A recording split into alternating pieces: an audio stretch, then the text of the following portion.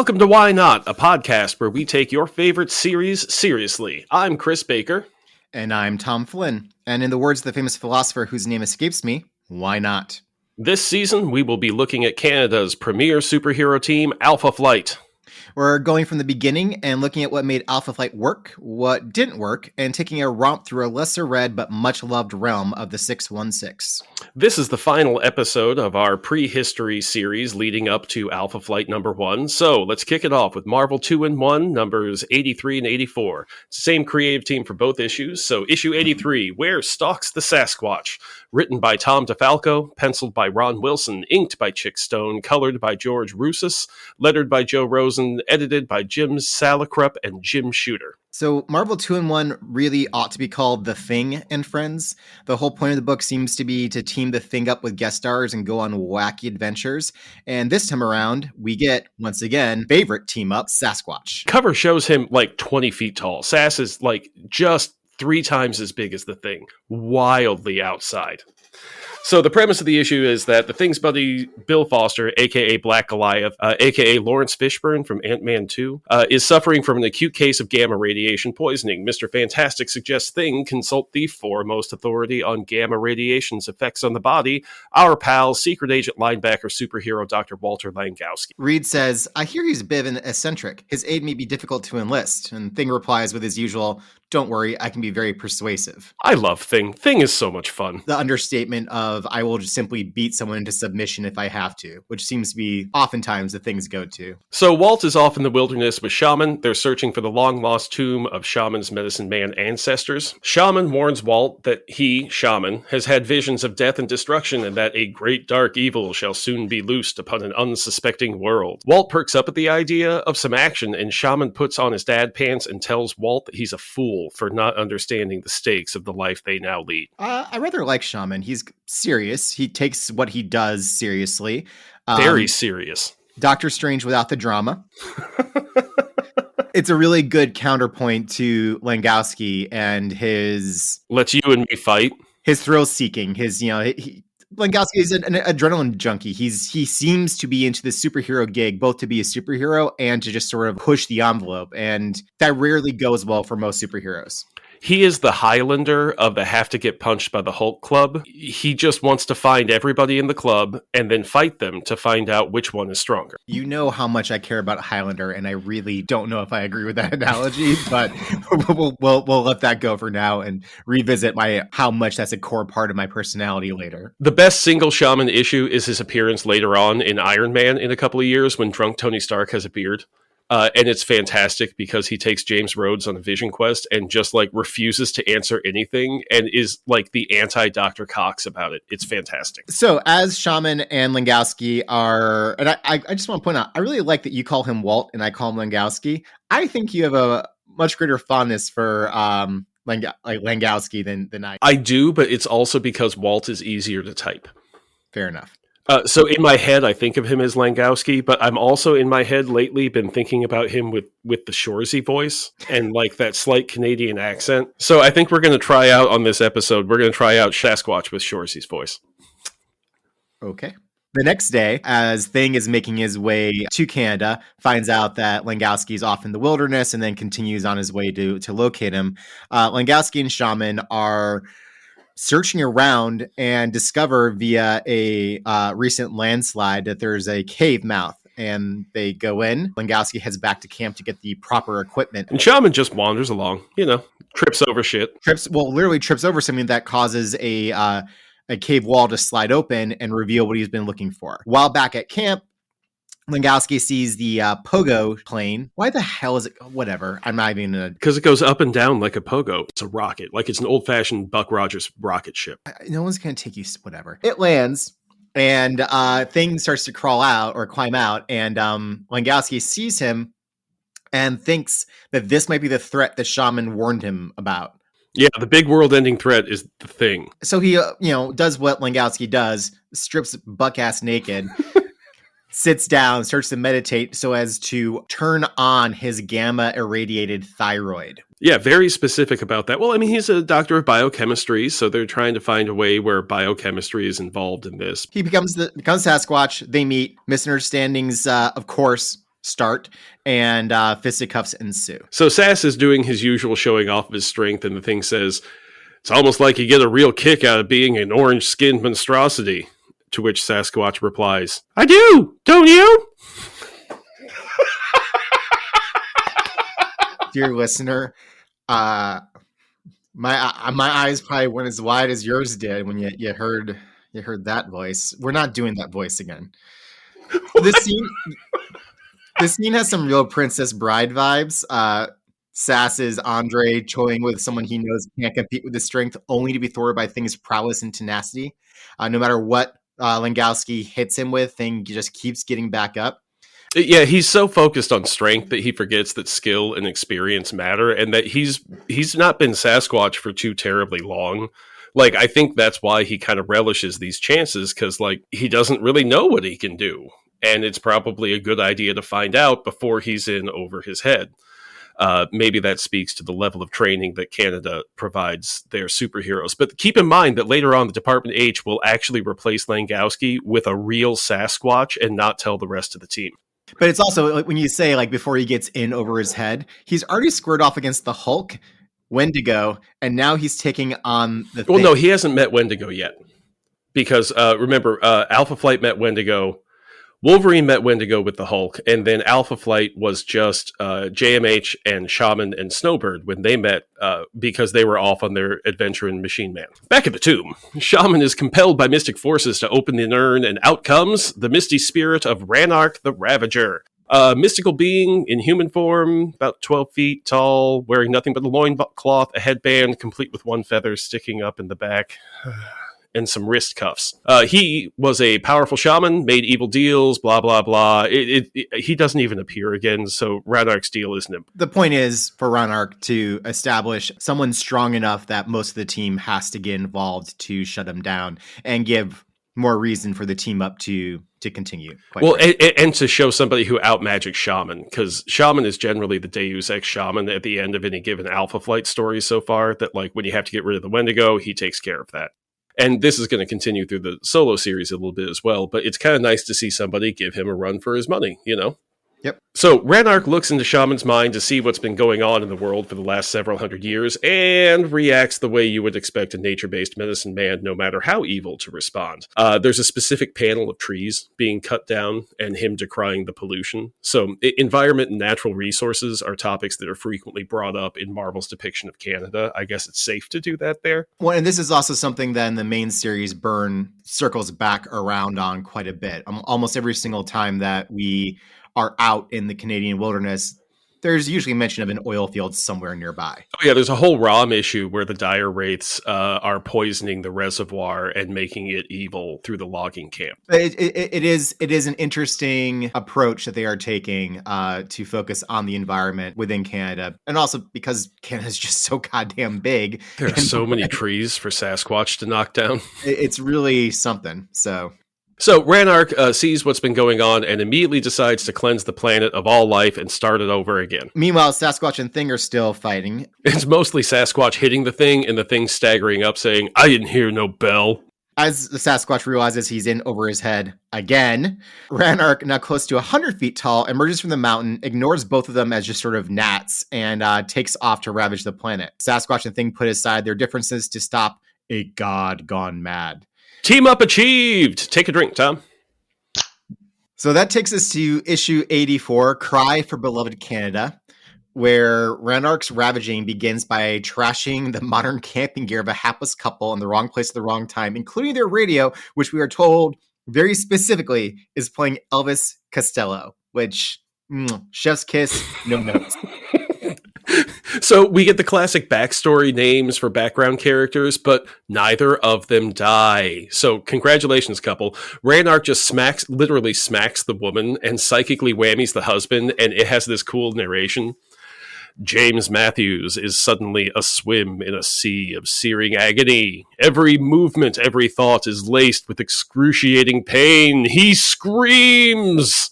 He is still screaming 4 hours later, when the local constabulary arrives to remove him from the arms of his hysterical wife. Let me tell you, for a silly book about Thing and friends doing silly things, that got kind of dark. I also love the use of the word constabulary. You don't see it enough. It's hard to say. Oh, you crushed. I was waiting to see how you were going to handle that one, and you just knocked it out of the park, my man. Well, see, that to me means Bobby's with the helmets and the sticks from London, and I realize we're not there, but that's what it sounds like to me as they come up in some clattering Model T or something. Or in this case, it's a Mountie. Pretty much the same thing on a horse. Model T, horse. Yeah. I don't want to hear your anti-Canada propaganda, Tom. So we cut to the unnecessarily specific address of 138A Laurier Drive. Oh, thank you. Hey, I didn't type the A, but Tom totally caught it and threw it in on the fly because he knew what the unnecessarily specific address was. Well, also because I looked it up today. I was just curious to see if it like actually on Google exists. Maps? Yeah. Yeah, me too. It doesn't look like this.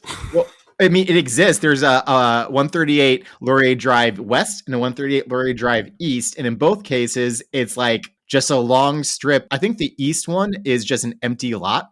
And the West one might have some sort of business park sort of thing going on with it. I mean, maybe they leveled that neighborhood. Listeners, if you know something, please let us know because we can't know everything. We just try to know a lot. I keep wondering if it has something like some weird connection or idea of like the Sherlock Holmes 221B Baker Street sort of thing. Like if that was part of the inspiration, but well, I mean, they're operating out of this apartment. If you recall the story so far for Alpha Flight, they all just got fired when Sasquatch teams up with Thing and Thing says, all right, well, let's go make a plan. Sasquatch is like, all right, I'm part of this team.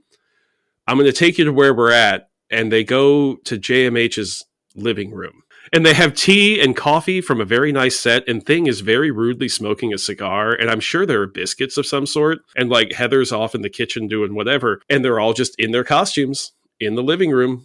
Thing observes, you jokers claim to be half of a superhero team called Alpha Flight, Canada's answer to the Avengers, but if you're such a bunch of hotshots, how come you gotta operate out of Hudson's apartment like some 2-bit sideshow? I mean, tell me the lie. All very valid point. I'm thinking of JMH as like the straight guy who has to manage the pratfalls and chaos around him in a workplace comedy. And he's just like trying to carry on as though he has like, you know, a really cool briefing room and a really tall building or whatever. And he's just sitting on his couch and the cat like hops up on his lap type of thing. he realizes the biscuits are just a touch stale and that, you know, clearly Heather has been cutting some things out of the grocery budget to help continue to make ends meet since he lost his job. There's a lot of potential here for Mopey. Oh, I hadn't even thought about that. Yeah, so he's unemployed now, and I'm sure his suit's batteries are very expensive to charge. Can you imagine their electric bill? Oh, dear Lord. So, like, yeah, you know what? Maybe Heather's serving stale biscuits to the Thing. Maybe it's not Sasquatch that has Shoresy's voice. Maybe it's Walt.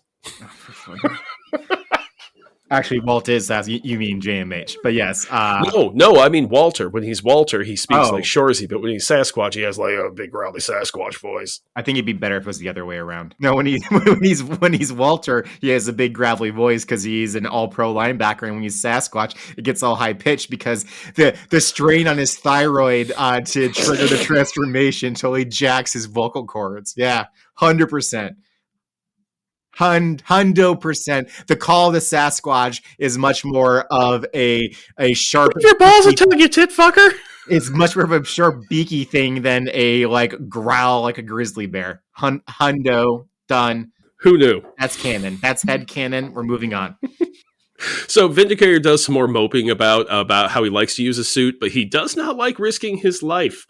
Also, we get a little more about his suit. It uses a localized control over the Earth's magnetic fields, and if that sounds silly, wait till Heather uses a suit that somehow uses geothermal energy. And wait till Vindicator pulls a little bit of a disappearing act later on in this very. Oh yeah. There's math that goes wrong with that. So very, very wrong. So realizing that he won't get Walt to help his friend until Ranark is stock, Thing agrees to help out. So team up achieved. Again. Take another drink.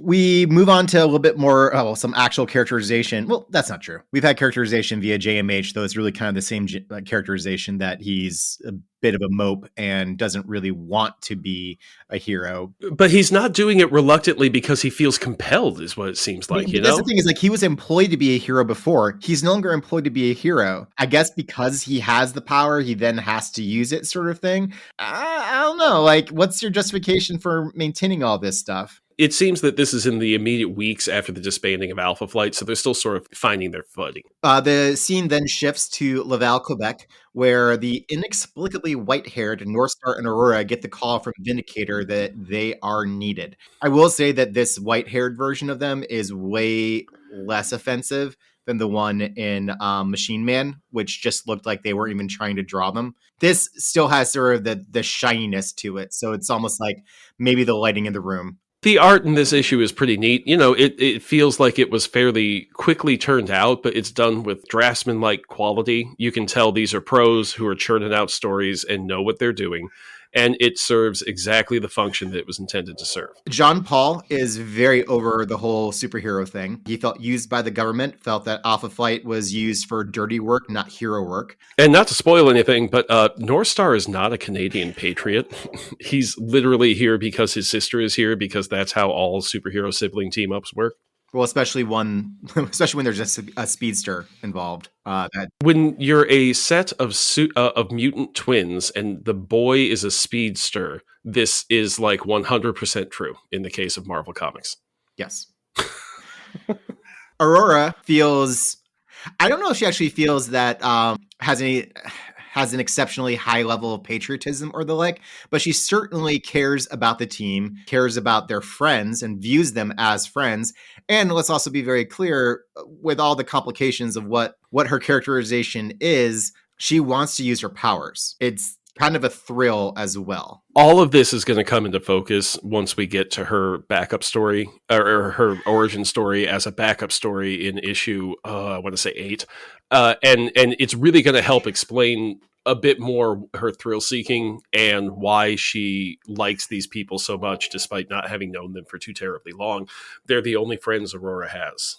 They're the only people who treat her like a person and not something to be gotten rid of. So yeah, there's some cool stuff here. I'm going to spoil a little bit here.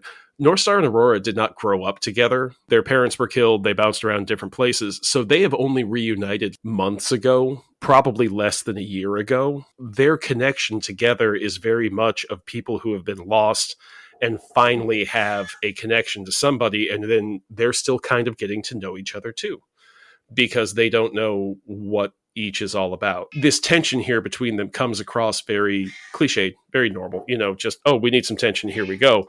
And it's going to get paid off on, I think, fairly well as we move through the series. That was a lot about one page, man. Yeah, well, there was a lot going on there. I mean, this is also rather the point that we're doing this thing. There is a lot to dig into with Alpha Flight. Well, and what it seems that I'm finding is that the story grows in ways that are satisfying to me about answering the questions that I had. That it's not just all about whiz-bang plot.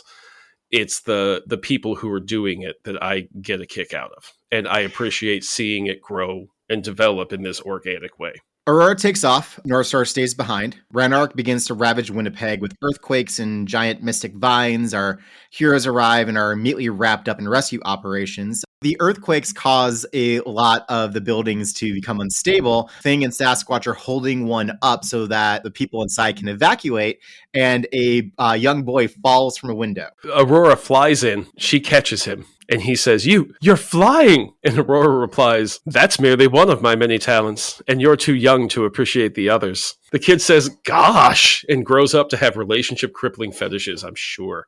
It's a notable comment. Like, it's they took the time to write that in there. That is her witty, reply to a prepubescent boy noticing this kid's like flying. 6, 7. Like, this kid's not that old, and she's very much implying, chrome off a trailer hitch, kid.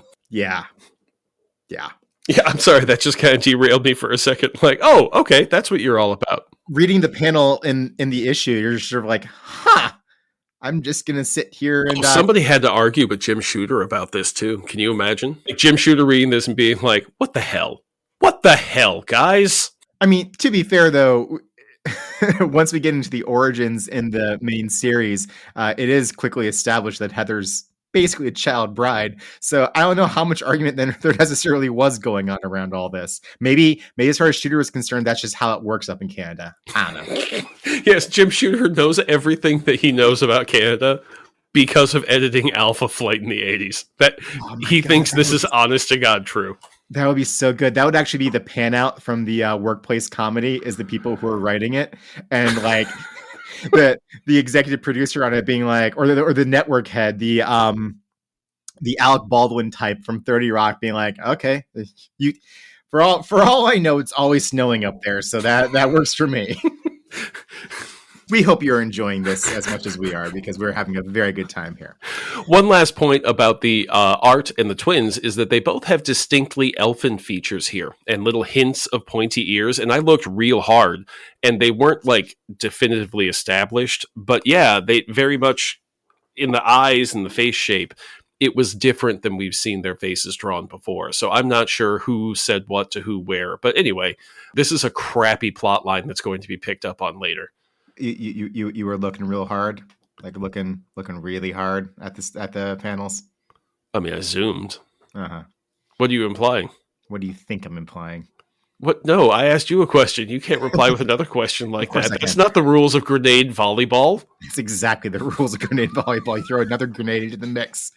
After Aurora saves the young boy, Renner continues to pretty much hand Alpha Flight plus the thing their collective ass. Northstar sees that the lightning that Ranark is bringing down has almost clipped Aurora, and it's panel cutaway. It's very much implied that he's going to show up to the battle at some point. Yeah, this is 1,400 miles away, by the way. So he's watching it on TV because there's TV coverage here. Alpha Flight, superheroes, stopping the monster, rampage in Canada. This is your standard Avengers, like Tuesday, Which also goes back to a point from the last episode of what the hell is the Canadian government doing decommissioning Alpha Flight? Like, what is the point of this when they clearly need a team like this to deal with some of these things? I wonder was Alpha Flight not public knowledge prior to this moment? Well, but they know it had to have been because the newscaster identifies Aurora by her code name. So there is.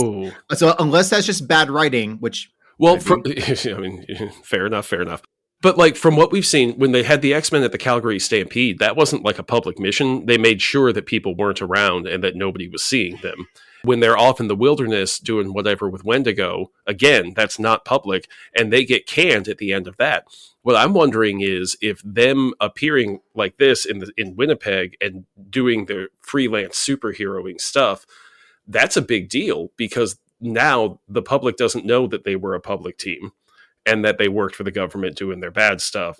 All they know are they're the good guys who showed up like Captain America and Thor. Maybe. I mean, it's entirely possible. Also, the cameraman in this news reporter scene who has one panel and a name is listed in the Marvel database. It's amazing how exhaustive it is on the stuff I'm looking up on early Alpha Flight. Apparently, if you get named in a comic book, you get an entry in the database. Sasquatch deploys his signature move and asks Ranark to find out who's stronger. This guy's fearless, I think. This is a bit of a one-trick pony for him, that it seems like everything, Deus Ex Shaman, Sasquatch is going to show up and say, I'm going to fight it! He does all right for a minute or two, but... He does pretty well. Well, probably because Ranark isn't really trying that hard. Be like us fighting a squirrel, but only one squirrel. Yeah, I mean, if it's more than one squirrel, you're screwed. If Marvel Comics had taught me anything, you don't mess with multiple squirrels. Maybe Sasquatch has learned something from being around the Thing and watching how he didn't give up, but you don't get to be secret agent, linebacker, superhero doctor by not paying attention. Progress, Walt. Good. I mean, I guess you do, however, with all those titles, still get to act like your head is just a bag of rocks. But anyway. So in all this chaos, we actually find out what happens when Guardian runs away by making that pop sound. Since his suit manipulates the electromagnetic field of the Earth, he can render Guardian at rest compared to the Earth and sling him huge distances very, very quickly, but only due west. So when Guardian is flying, he stops moving and the Earth keeps rotating underneath him at like 18,000 miles an hour or something like that. They give a number in the official handbook and it doesn't line up with what they say it can do. But anyway. Because they basically say he ends up, I think in the comic itself, it says something like it's, the other side of the world. 18 miles per second or something like that. And he disappears for like a second, but then they say he's half a world or half a continent away. And I'm like, Canada's pretty damn big. 18 miles is not going to put you half the continent away. I'm glad that you noticed that inconsistency as well, because that immediately popped out to me and I started doing math. I was like, he should be like 50 miles away. Like he should be in the suburbs. Like, I mean, like he should be in the suburbs of Winnipeg. That's where he should be. There should still be a Tim Hortons. Oh, he is still within the Tim Hortons kingdom. Could you imagine if he did that and he slammed right into a Tim Hortons? Like maybe that's what got them fired, is that the collateral damage wasn't the trees. They took out way too many Tim Hortons along the way. No, you know the shot from Captain Marvel where she goes crashing into the Blockbuster? Yes. I want one of Guardian falling out of the sky and he crashes into a Tim Hortons. And then I want North Star to like pull up next to him and be like, I can't believe this. Like just like some shit. Just fly up to the outside of the window and look in and look just at it and be like, head. Just shake his head and then take off again. And Guardian's just laying there like in the like covered in donuts and just sort of like, and he says, I'm surrounded by assholes. Somehow he winds up half a continent away, and then he makes it back in record time, of course. And North Star flies 1,400 miles to get to Montreal. He was in Montreal, and he's now in Winnipeg. They have established that the twins are incredibly fast. Like, I mean, they are high-level speedsters. So that isn't... But not like running and not apparently like cognitively, like Quicksilver is described as being. It seems like it is applied mostly to their ability to fly really fast. And right. Like they don't have super strength that goes along with it. Nor super reflexes. The twins just simply are like flooring it, is what seems to be happening. Yeah, it seems like they're like, all right, I'm going to move here, and then I'm going to turn this way, and then I'm going to pause and see what's up, and then I'm going to flit about like this. So it's not like sustained Superman flying with intention at super speed. My favorite line about Quicksilver that you relayed to me was when he was part of X Factor, and they all had to go see the government therapist or what have you. Doc Samson, yeah. And he was... Quicksilver was discussing what everyday interactions are like for him. Oh, yeah. Where he says, Doc, have you ever been stuck at a Burger King behind somebody trying to order a Whopper with no pickles, and the kid behind the counter just doesn't understand how to make it with no pickles? And you're standing there and all you want to do is order, and these idiots in front of you who are moving so slowly and don't know how anything works are just in your way. He's like, that is every second of my life every day, as he's putting together a jigsaw puzzle upside down. Yeah. I love that description.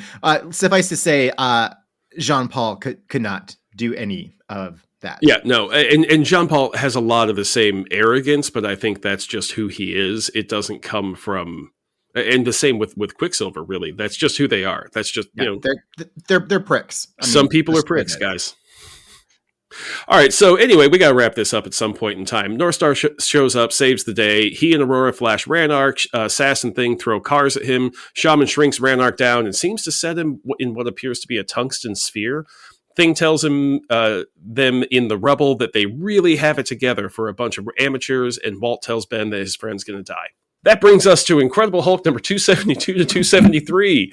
Written by Bill Mantlo and Sal Buscema, art by Al Milgrom and Sal Buscema, colors by Bob Sharon, letters by Jim Novak, and edited by Al Milgrom and Jim Shooter. And hey, look at that. The Hulk fell from the sky into Canada. Again! He's going to fight the Wendigo. Again! Alpha Flight hasn't even started, and we're already getting into this repetition. Luckily enough, there's not a conventionally attractive, conveniently located attractive woman. There is not a conveniently located, conventionally attractive woman nearby. There is, however, secret agent linebacker superhero Dr. Walter Langoswki hiking through the woods, hunting the Wendigo by himself with a bolt-action rifle. Which, again. I mean, you'd think that his teammates would have said, don't take that. You're just going to make him mad. Aren't you an orange monster? And his stated idea is to beat the Wendigo into submission and then have Shaman take care of the curse. Yeah, he didn't bring Shaman with him. Why didn't you bring Shaman with with you. You guys are clearly camping bros. Maybe they had a horrible time on their camping trip and Walt just refuses to go camping with Shaman again. I think it's much more likely that Shaman refuses to go camping with Walt. Let's lay this out here. I think you're right. I think Walt's a great guy. I think people enjoy Langowski's company. There's definitely probably limits to how much Langowski you want to take. So Walt isn't really great at this superhero thing yet, but he is apparently completely fearless. So I'll give him that. I mean, the Wendigo's loose. I'm gonna take my grandpa's rifle out into the countryside. So hearing a nearby scream, Walt runs and begins his mantra chant, becomes Sasquatch, without having to strip naked. He chose not to strip naked, but also to say, what was the point of the rifle? If you're just going to turn around into the Sasquatch anyways, then what are we doing here, Langowski? Hopefully his pack has an extra pair of pants or something. I hope so. But I bet size-changing superheroes pack like a lot of pants whenever they go anywhere that you have to pack pants for. I cannot overstate how bafflingly insane whatever is happening in the Hulk issue proper is going on. I'll post some out of context art clips, and I tried showing some to my wife, and she just looked at me confusedly and said, why? Knowing that the writer here, Bill Mantlo, is going to take over Alpha Flight from John Byrne, I'm not looking forward to it. But, we'll see. So Banner, having fallen from space, conveniently lands right next to the cabin Wendigo is living in, just as Sasquatch finds Wendigo. Come on, Bill. We've discussed before how there's this sort of like attractive property that seems to like run, especially through the 616. But even this is kind of beggaring like incredulity. It's narrative magnetism. Sasquatch starts to fight the Wendigo, tells the civilian to run away, and then recognizes him as Bruce Banner and is so caught off guard to run into Bruce Banner at the Wendigo's hideout in the middle of Canada that the Wendigo kicks his ass. But Walt didn't pick the fight on purpose this time, so progress. Good job, Sasquatch. He's making some changes. Maybe if he keeps working on himself, Michael Two Young Men will be happy to go out camping with him again. Maybe we need to talk to him like a coach, and we give him attaboys and slaps him. Like play off of the linebackering days. Yeah, I mean, that's how he learned to do things, was through brute force and repetition. Yep, and figuring out that he can absorb gamma rays. For reasons, Banner is able to turn into the Hulk without being attacked or being especially angry. He's just able to do it. And when he does, Banner is in charge of the Hulk body for the most part. There seems to be some sort of weird balancing act taking place here. And it's very much suggested in this comic that this is the first time that it's happened that Bruce Banner has retained any control while in the Hulk form. And as the fight goes back and forth, he loses some control, he regains others, but we're not really here to talk about that. He's also unnecessarily eloquent. He's like a mean-spirited beast who's with the Avengers in this time period. That verbose eloquence but Banner somehow sounds like it's funneled through like Edgar Allan Poe or something. I don't know. It's weird. It's got real Professor Hulk feel to it, which I think we're probably 10 years away from in the comics, more. I don't know. I could not answer that. Hulk is probably my weakest area of Marvel. This is not a Hulk podcast. So he and Sass team up, take a drink, and they spit roast Wendigo with the trees they ripped out of the ground. Okay, not literally, but but look at the scene. Look at the scene, and you describe that differently. I dare you. Chris writes these scripts. I read them and offer notes, and then we work together off of them. Yeah, 9:30ish a.m. this morning, I saw Sasquatch and Hulk spit roast the Wendigo. I was like, okay, it's gonna be that kind of day, isn't it? Do not Google that. Oh, Jesus. So, Incredible Hulk number 273, same creative team, titled Once a Hulk, Always a Hulk, opens with Sasquatch tying up Wendigo with titanium cables to deliver him to Shaman to get de-Wendigoed. Again. Just bring your teammate with you. It's not that complicated. Well, no, Dr. Michael Two Young Men probably had clinic visits. It's like if Dr. Strange hadn't let all of his doctoring lapse. At least Michael still works as a doctor. Take that, Steven. I mean, have you ever had your doctor cancel an appointment? Would you like to hear that your doctor can't see you for your acute whatever because he has to go fight the Wendigo? I'd find a different doctor. I would leave Canada if there is a fucking Wendigo running around such that my doctor has to help assist. I think the issue is not my doctor's availability. I think the issue is that I live in fucking Canada. Okay, so here's what should happen. I think maybe all the people should give just a very tiny bit of money to like a central organizing something or other, and then they can find some people who are skilled enough to deal with a Wendigo. So like maybe like the government could get a superhero team to handle this stuff. And then you find out that your doctor is still on that superhero team. God damn it. I mean, this is what socialized medicine gives you. Not only is it hard to get an appointment, but sometimes your doctor has to cancel so you can go fight the Wendigo. And whoopsie doopsie, the government's paying for both. So here we are. Yeah, doctors don't support socialized medicine because they want to focus on medicine. They don't want to have to go fight the Wendigo. Thank you.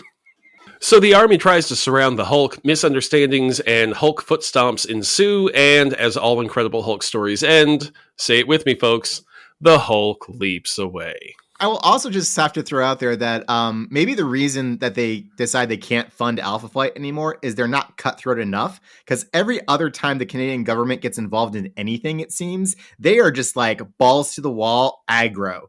And they're not really into this whole like peaceful situation. Let's work with this. Nah.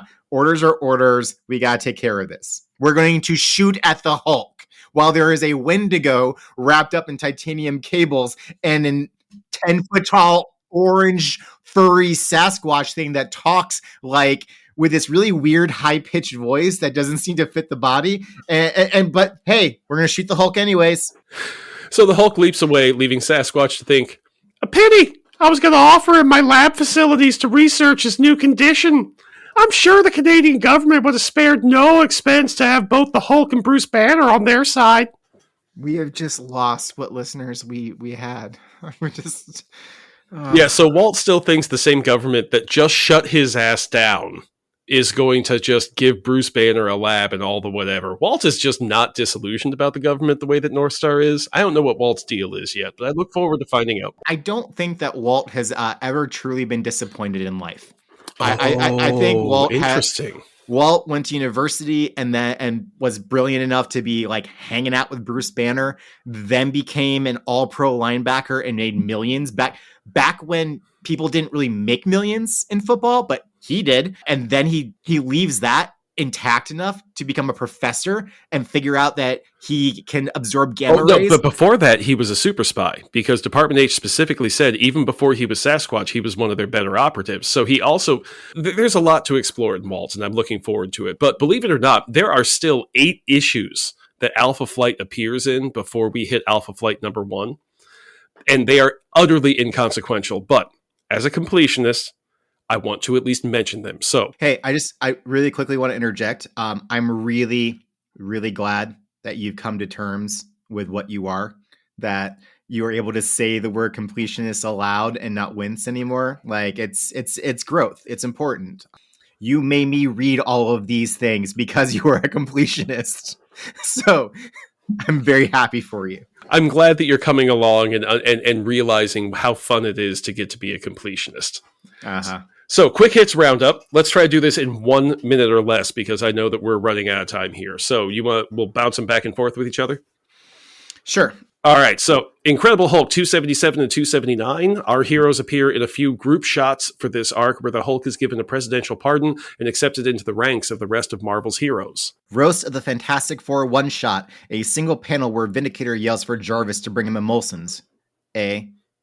Contest of Champions. In this book crammed full of more characters than anything ever yet attempted, Alpha Flight is given a full third of a page and a few lines of dialogue. Sasquatch is even chosen as one of the main players in this high-stakes game. Not bad for a book that's too full to really matter at a character level. Official handbook to the Marvel Universe number 1. Alpha Flight does get an entry, but it is nothing but their headshots and names. Did we make it? Did we do 8 issues in 1 minute? I think we did. Our main characters will get individual handbook entries, and it's going to be interesting to watch because the handbook entries are published before we get to the backstories of our main characters for Alpha Flight.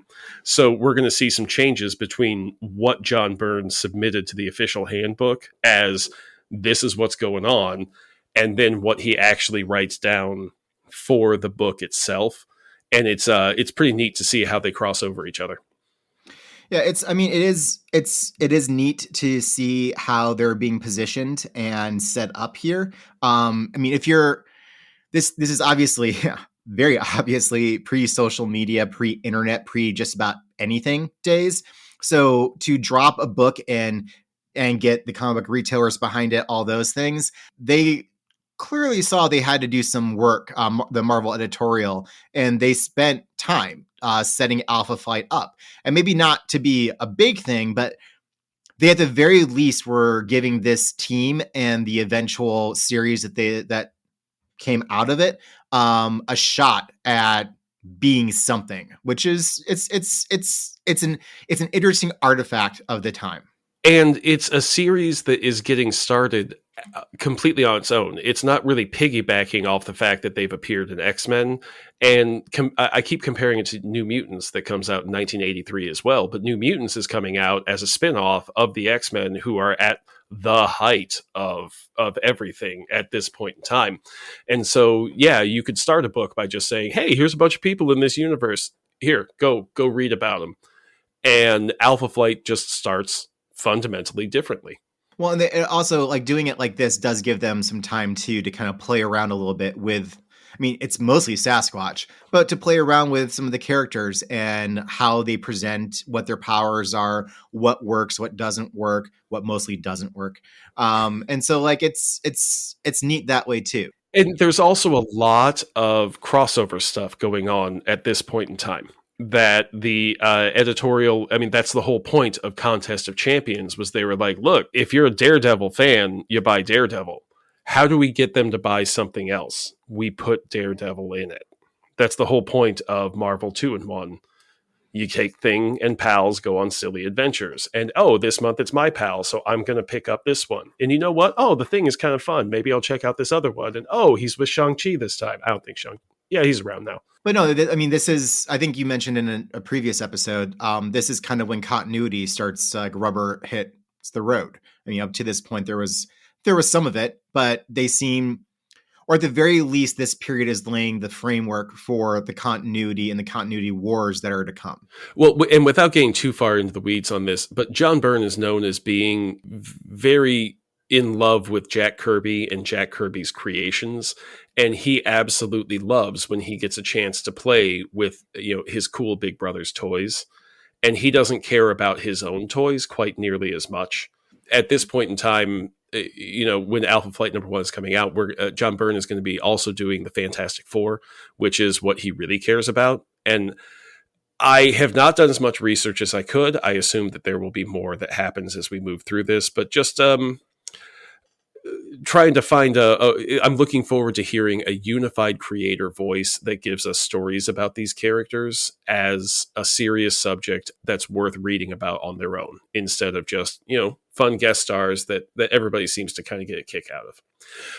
One thing that I've been considering is looking ahead in the next couple of issues after the ones that we cover and grabbing, when I can, screenshots of the letter pages that respond to the issues that we're covering and putting those up in the art clips, because I think it's really neat. Again, from pre-social media time, the letter pages were the lifeblood of what you knew about what other people were thinking and feeling about these characters. And that is how the creators knew what was working and what didn't. Yeah. And it's really neat to see those when they say, oh, I can't believe you killed this person off, or, oh, I can't stand this character, and now he's the star of the team. That was quite the face. No, I mean, the letter pages have functioned as pretty much the message board of the time, as close as you were going to get to folks engaging, discussing, feedback from the creators, the editors, all that. And yeah, the letter pages are fantastic. I think we're also going to throw some screen grabs of some of the advertisements that run through all of these books, because my God, these ads are amazing for the time. One thing I noticed in this round of issues is that I saw an ad for a zit cream. And I just prior to this project, I was doing a whole bunch of Silver Age from the early 60s. And in 1965, you wouldn't have seen a zit cream ad. in a comic book, and you can tell that these are being marketed at a different audience. In fact, they're marketed at the same audience they were marketed to 10 years ago, except now they're trying to catch those same readers in a different way. And that's part of what you're talking about in this generational shift here, is that you're not trying to catch kids so much anymore. You're trying to keep your existing readers hooked. Which would then also bleed into and lean into what Alpha Flight as a series is, which is much more adult, much more mature in a lot of respects. And it is that from jump. It does not start off with them as teenagers having adventures and then slowly coming like into it doesn't their even own. Start off with them as a team having adventures. It starts out with a bunch of adult drama stuff that's really interesting. Yeah, a bunch of people who just lost their jobs. Well, to be fair, only one of them had lost their job, but kind of an important one in the grand scheme. I assumed the others were getting paid, but Michael still has a job, and North Star still has his ski career. Langoswki is still employed as a professor. Aurora can go back to teaching if she wants, which, yeah, that one's a little bit weirder. But yeah, that's going to get retconned away. Not retconned away, but moved. Her whole situation is. We'll get into that. No, I missed Snowbird on this outing. Yeah, it was kind of odd not to. I mean, she only appears in some of the panels in the quick roundup. But I kind of like how the characters come and go as they need them, so that you're not always trying to focus on everybody, because then nobody gets any time to actually develop. So, I'm okay with it, but bring back Snowbird. Well, we'll see a lot of her moving forward, which is exciting. And that, listeners, brings us to the end of our prehistory episodes. We hope you enjoyed how surprisingly thorough we've been. I know it's been a lot of fun for us. Like I give Chris a lot of shit. This has been fun. And I too am a completist. I have a separate podcast where I'm reading all of the novels by specific authors and talking about it. So yes. Well, speaking of, Tom, where can people find you to check out some other stuff that you've got on the internet? So I do a podcast called Lost in Redonda. We are in the midst of season 2 of that. In season 1, we read all of the novels by the late Spanish novelist Javier Marias. In this season, we're reading everything by the late Scottish writer Muriel Spark. But then in between, we talk about backlist titles, older titles that we love. We talk with other booksellers. I do this with a bookstore owner from Dallas named Lori Feathers, who also has her own podcast. Because what are you doing if you don't have a podcast at this point, eh? Well, to find me on the internet is just this. I have a podcast where I talk about Alpha Flight with a guy who talks about way fancier stuff on his other projects. Join us next time as our heroes finally get the spotlight and kick off 12 complete issues of their own book. They are no longer guest stars, though they do get some other Marvel A-list characters as guests in their book. But otherwise, it will be all alpha all the time. You can find our online home at our blog at thewhynotpod.com. We'll have links to art clips from these issues and links to all of our socials where you can comment directly there. And we would really love to hear from you. And a special thanks to Excelsior Embroidery Company for buying me a microphone. If you're looking for comic book geeky iron-on patches or decorative towels or polos or nicely mounted wall frames, check out Excelsior Embroidery Co. on Etsy. If you don't see what you want or have an idea for a comic-themed patch, just ask. Thanks, everybody. See you next time. Take care. Drive safe.